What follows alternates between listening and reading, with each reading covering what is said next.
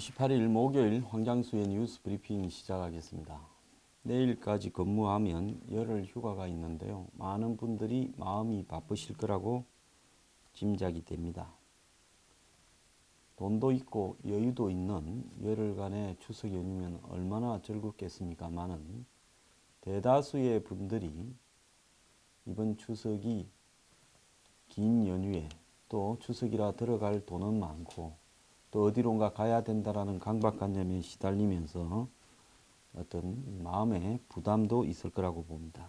임시 공휴일도 좋고 대체 휴일도 좋지만은 정부가 이렇게 맨날 국민들을 쉬어라 놀아라 하면서 내수를 진작시킨다는데 130만 명이 넘는 사람이 해외로 나간다는데 이 나라 경기 진작에는 무슨 효과가 있을지 모르겠습니다. 지갑을 채워주지는 않으면서 돈은 쓰라고 하는 정부 참 배짱도 좋습니다. 초당적 안보 협력과 협치 결과물을 기대한다면서 문재인 대통령이 어제 청와대에 야당 대표들을 초대해서 만찬을 했습니다. 자, 홍준표 대표는 불참을 했습니다. 저는 홍 대표가 아예 처음부터 나는 문정권이 안보 문제에 있어서 야당을 무시해놓고 이제서 무슨 초당적 안보 협력이냐, 안 가겠다. 문정권이 안보 라인을 전부 교체하고 그간의 안보에 대한 입장을 사과하고 그리고 새로운 안보를 강화할 수 있는 인물로 이렇게 임명을 해야 뭐 영수회담이든 초당적 협조든 하겠다라고 하든가 안 그러면 어제 가서 문재인 대통령의 면전에서 당당하게 자기 할 말을 하는 이런 모습을 보였어야지 무슨 1대1 독대를 이야기하다가 빠져버리는 저런 모습을 보이는지 유감입니다. 자, 어제 참여했던 안철수 대표나 뭐 다른 야당 대표도 이 북핵 문제에 대해서 이야기를 했지만은 실질적으로 청와대가 벙커에 데려가서 청와대 지하 벙커를 보여주고 이런 것으로 또 공동 발표문으로 어제 초당적 협력이 되었다고 볼 사람은 없을 거라고 보고 있습니다. 진정한 안보 초당 협력은 대통령부터 자기 마음대로 하지 않고 야당과 그들의 의견을 수렴해서 안보 정책을 이렇게 구사하는 것이 진정한 안보 협력이 아닌가 생각을 합니다. 어제 여야 청은 5개의 공동 발표문을 발표했다는데요. 그 내용을 보면 북핵 미사일 도발 강력 규탄, 비핵화 촉구, 이거야 하나만한 소리죠.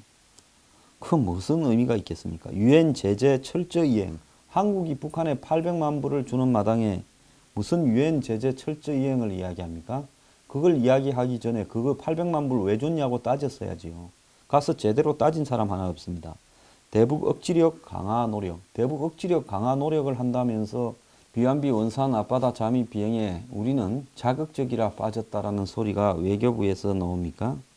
그리고 한반도 전쟁 불가 평화적 해결 원칙 재확인 이 부분에 대해서요.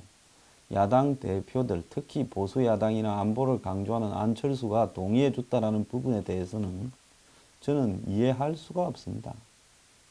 이거야말로 북한의 입장에 서서 미국을 보고 북한에 대한 군사적 압력을 넣지 말라고 하는 부분 아니겠습니까? 지금 미국 측에서는 한국에 야당이 도대체 있기나 하냐, 보수 세력은 존재가 있냐라고 의문을 가지고 있는 걸로 알고 있습니다.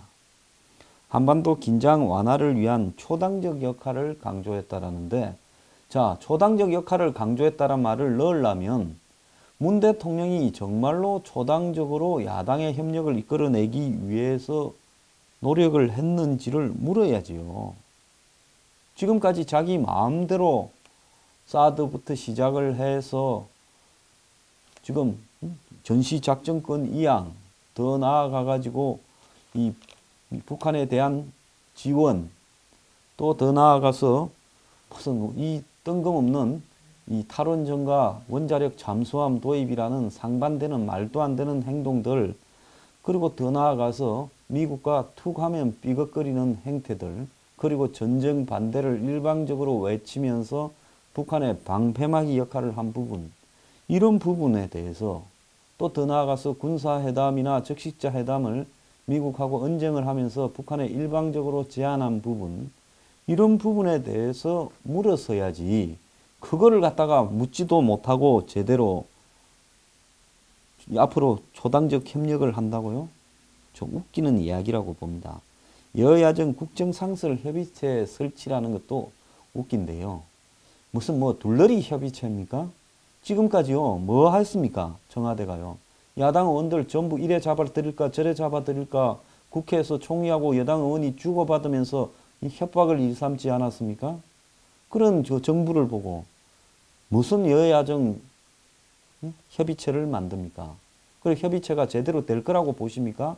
여야정 협의체라는 거는요, 이 행동으로 정말로 야당을 파트너로서 존중하는 협치와 소통의 모습을 보여야지, 툭 하면 잡아가고 겁주고 덜주고 이런 행동들을 노골적으로 하면서 내 말 안 들을래? 가고 싶어? 자, 너 지역 청탁했지? 가고 싶어? 이렇게 말을 하면서 다른 한편으로 이런 협의체를 설치해서 운영을 해요. 어느 정권보다도 지금 사회 모든 부분에 무슨 저 최저임금 만원부터 시작을 해서 무슨 소득주도 성장부터 의료보험 전면급여부터 노동개혁부터 탈원전부터 그다음 입시제도부터 전부 자기 하고 싶은 대로 다 하고 국회를 깔아뭉개 놓고 안보는 말할 것도 없고 이제 와가지고 초당적인 협력과 상설 여야정 협의체를 만든다라는데 그걸 공동 발표로 넣고 있습니까? 그래서요, 이 정치인은 제가 볼 땐 아예 태어날 때부터 사쿠라와 그리고 올바른 정치인이 구별되는 게 아닌가, 저는 그런 생각을 합니다. 안철수 대표, 무슨 주호영 원내대표, 바른정당 이런 분들은요, 태어날 때부터 정치인으로서 소신과는 관계가 좀 멀지 않았나. 지금 안철수 대표 수도 없이 안보와 햇볕 정책 사이를 오락가락하는 행보를 보여왔습니다. 자, 최근에 안보에서 나를 좀 세우는 발언을 한 것처럼 보였지만은 결국은 문정권에 둘러리 서는 역할을 수행하고 있습니다.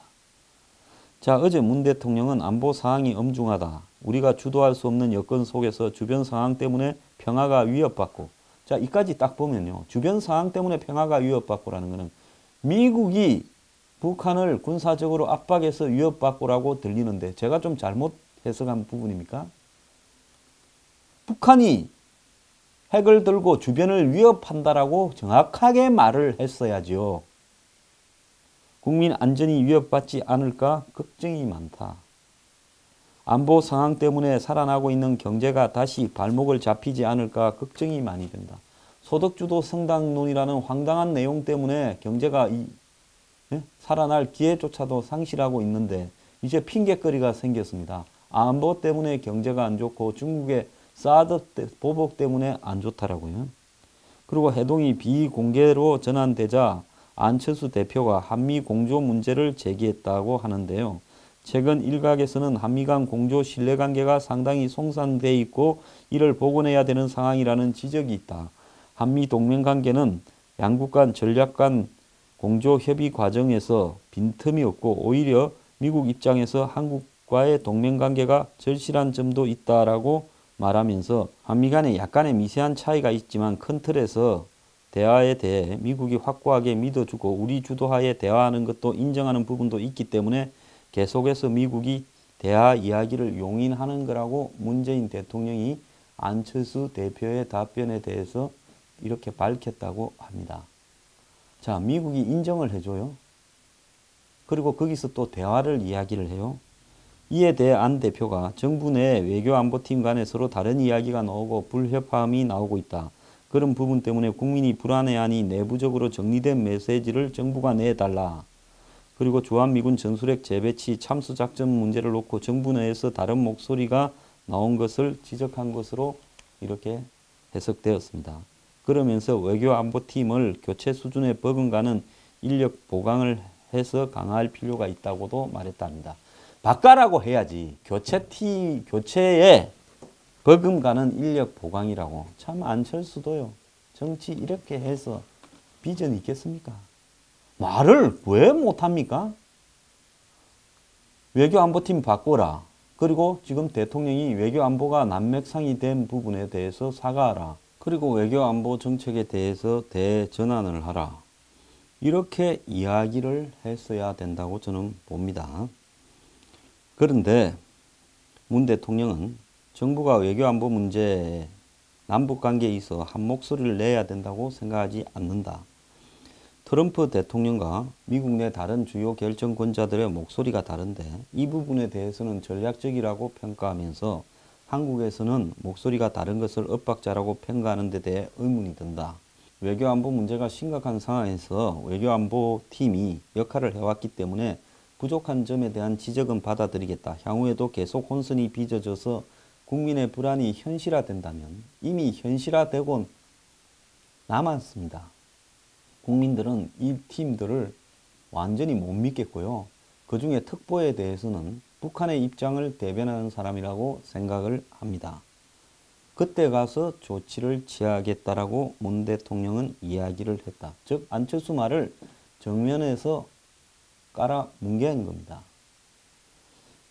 또 비완비 폭격기의 북한 공격 진입에 대해서 정부 부처의 대응과 관련해서는 국방부가 군사작전을 다 오픈할 수 없는 상황이라 확인을 안 해준 것이다. 참 핑계 좋네요. 전체적으로 국방부가 할 수 있을 만큼의 대응을 했고 외교부에서는 외교부의 해석으로 행동한 것으로 본질적으로 다르지가 않다. 이렇게 말을 했고 주호영 원내대표가 북한이 핵과 ICBM 완성 단계에 들어가면서 미국이 본토 공격을 감수하고도 대한민국을 지킬 것이냐 하는 게임 체인저 우려가 크다. SM-3나 이지스 어쇼 등 다중 방어 체제나 북한의 핵 공격을 못하게 하는 조치를 이렇게 취한다면 야당으로서 협조하겠다라고 이야기를 했고 전략자산 상시 배치에 대해서도 이야기를 했답니다. 이에 문 대통령은 확장 억제 부분에 대해 적극적으로 검토해 보겠다. 그렇게 말을 했고 여기에 또 지금 더불어민주당의 이중대인 정의당의 이정미 대표가 북한에 특사를 보내야 된다 이야기하니까 나 역시 대화주의자지만은 대화에는 타이밍이 중요하다 이렇게 말했다고 합니다. 자, 그뿐만 아니라 이 주호영이 현 정부의 과거 정부 수사와 관련해서 국민 단합을 저해할 수 있다. 참 말하는 거 보면 이렇게 애매하게 하죠. 이렇게 말해야 될 게 아니라 그거 하려면 싹 다 김대중 정권까지 노무현 정권까지 다 하지 왜 우리만 이렇게 찝어서 전부 죽이려고 드느냐. 왜 박근혜 이명박 정권까지만 초점을 맞추느냐. 그리고 총리하고 여당 의원이 국회에서 그딴 소리를 하는 게 옳으냐. 총리가 컨트롤 되냐. 이렇게 좀 물어야 되지 않겠습니까? 그런데 문 대통령은 정치 보복에 대해서는 반대한다면서 이 기획사정도 해서는 안 된다. 자기가 그 전날 반부패 협의회를 갖다가 주도해놓고 기획사정에 대해서는 반대한다고 하면서 지금 적폐청산이 혹시라도 정치 보복이 될 수 있다고 하는 우려에 대해서는 귀를 기울이겠다. 그런데 개별 비리가 나오는데 수사를 막을 수 있겠냐. 이렇게 이야기했고 임종석 비서실장도 국회 운영위원회 나가서도 이야기했는데 정부 자료가 쏟아져 나왔는데 정치 보복을 하려면 이렇게 하지 않는다며 기본적으로 자연스럽고 빠른 시간 안에 그 나온 자료들을 다 국가기록원에 전달했고 이 문제도 자연스럽고 빠르게 처리하는 게 기본 생각이다. 이렇게 말했다고 합니다. 그러니까 청와대 캐비넷에서 나온 이야기를 고압해서 한 거예요. 조용히 해라. 까불면 더 조사하겠다. 저는 그렇게 들립니다.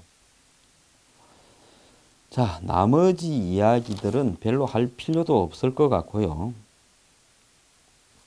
이 여야정 협의체에 대해서 의견을 접근시켰다고 이야기합니다. 그러니까 문재인 대통령은 자기 할 말 다 했고 야당 의원 하나도 들어주지 않았고 5개의 발표문 속에 결국은 자기가 주장하는 전쟁 반대 병합 이야기 다 넣었고 야당은 안보팀 교체하라, 더 나아가서 전술핵 재배치 이 부분에 이야기를 했는데 그 부분에 대해서 문 대통령은 깔아뭉갰고 또 정치 보복을 지금 하고 있는 거냐라고 하는 부분에 대해서 정치 보복이 아니다라고 됐습니다. 그래서 야당이 주장한 거는 다 요리조리 핑계 대면서 빠져나갔고 자기가 주장하는 거는 전부 다 넣었고 또 자기가 둘러리 세우려고 하는 여야정 협의체 구성은 하기로 했습니다.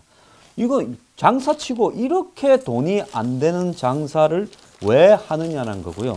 그 다음에 끝나고 난 뒤에 이 만찬 회동을 마무리하기 위해 문 대통령이 벙커에 가서 한 바퀴 둘러보는 게 어떻겠느냐.